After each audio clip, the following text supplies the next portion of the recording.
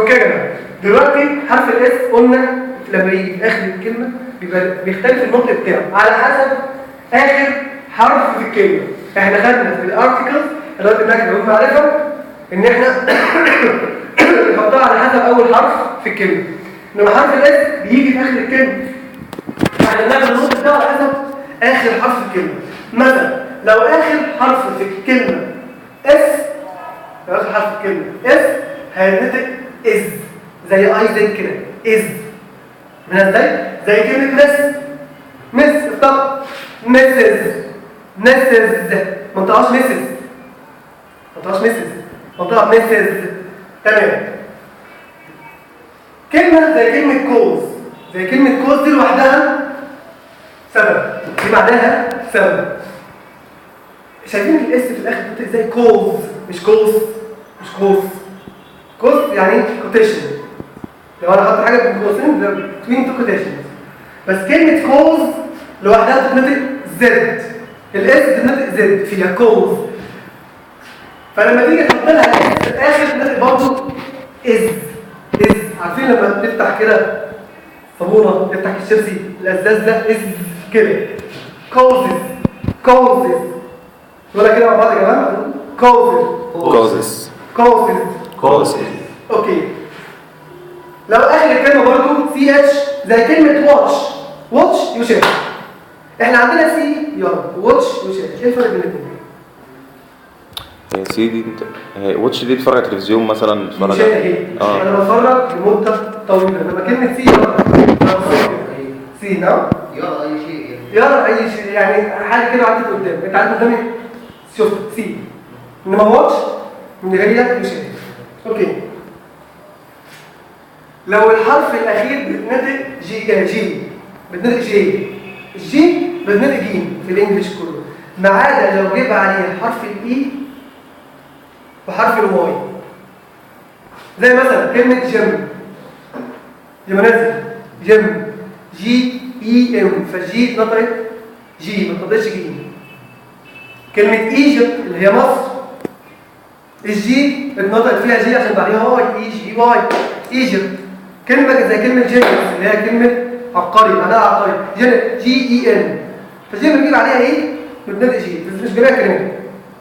بقى كلمات، كلمه زي كلمه جيرل اللي هي معناها بنت، جيم عشان بعديها اي، حرف تاني غير الاي والواي. تمام. لو جت برضه في اخر الكلمه اس اتش، طبيعي لما بيجي في اخر الكلمه اس اتش او سي اتش او زد او حروف كتير معينه بحط اي اس، ما بحطش اس، دي لسه هناخدها قدام. فالكلمه اخرها اس اتش فانا بحط لها اي اس او وشز، مش وشز بتنطق اي زد. يبقى انت بتنطق اس لما يجي بعد اخر الكلمه اس اتش. او مثلا نطق زي كلمه جراج ادي جي هتطلع عليها ايه بقى؟ جي جراج ايز اهي اي زد نطق از. يبقى الاس لما بتيجي في اخر الكلمه بتتنطق اي اس از لما يبقى اخر الكلمه حرف اس، اخر حرف في الكلمه اس او زد او سي اتش او جي او جي اي، لان في الحالتين بنطق جي او جي او اس اتش زي كلمه ويشز او زد اتش. صعبه؟ نعيدها من الاول لو حابين. في حاجه صعبه؟ اوكي.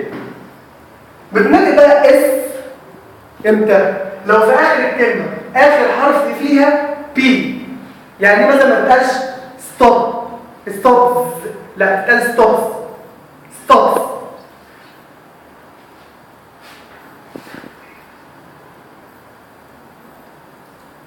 اخر حرف في الكلمه يبقى بي بتنطق اس، كلمه ستوبز.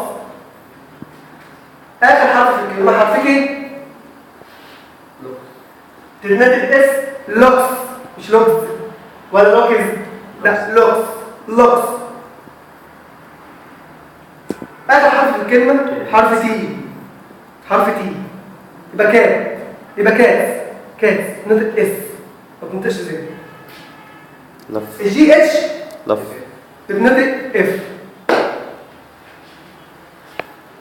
لو جت في اخر الكلمه، لو في نص الكلمه ما تنطقش جي اتش. خد بالكم من الموضوع ده، وهيجي لنا في اكزامبلز كتير بعد كده. الجي اتش بتنطق اف لو جت في اخر الكلمه، فلاف لاف اللي هي يضحك، سمايل يبتسم، لاف يضحك، سمايل مبتسم، ساد حزين كده، والفعل اكشن ورد فعل رياكشن. اوكي، ساعة ما احط اس في اخر كلمة لفظ يبقى لفظ، لفظ ده مش لفظ، لفظ. يبقى الكلمة اللي حطيت في اخر حرف فيها، لو عشان انطق فيها الاس اس، لما يجي اخر حرف فيها بي او كي او تي او اف، والحاجات اللي بتاعت اف زي جي اتش كده، زي البي اتش. كلمة اليفنت اللي خدناها موضوع الارتكلز، اليفنت البي اتش برضه بنطق اف.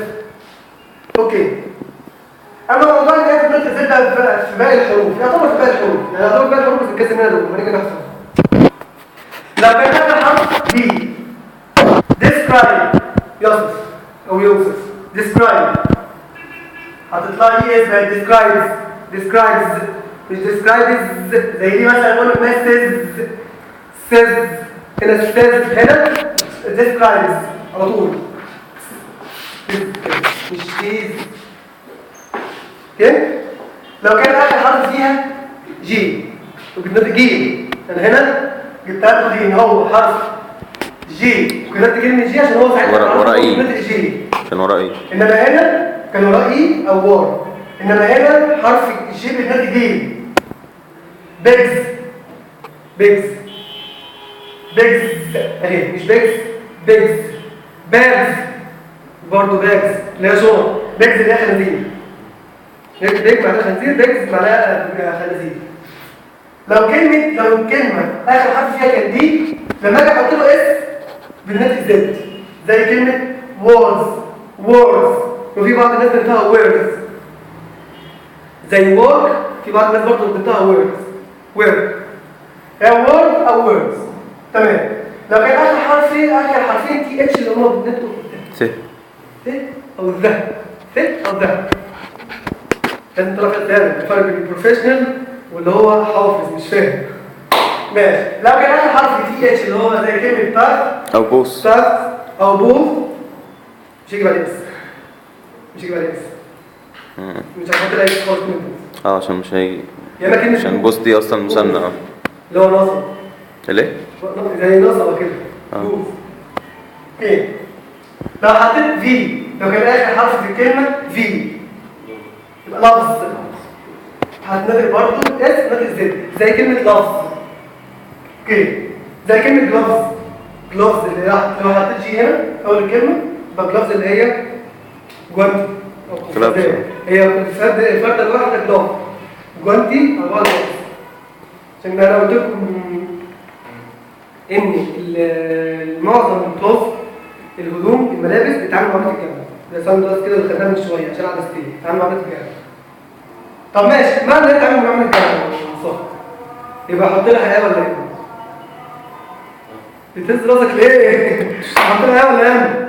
ولا ايه؟ ولا ايه؟ ان هي بلورال جمع. اوكي، لو اخر حرف في الكلمه ال كولز، مس كولز، مش مس كولز، لا مس كولز. اوكي، لو اخر حرف في الكلمه ار، الار يا جماعه هتلاقيها ممكن لو مش باينه خالص كيرف، كيرف دي بالبريدج، لو كيرف لكن انا فيها زي كيرف دي امريكا، كيرف. لو اخر حرف في الكلمه ام تبتدي برضه زد، زي كلمه دريم، دريمز برضه بريتش بتبتدي دريمز، لو امريكا بتبتدي دريمز عشان اخر حرف ام نحطها اس. اوكي، لو اخر حرف في الكلمه ان برضه بتبتدي زد، رينز، الان جي دي تعتبر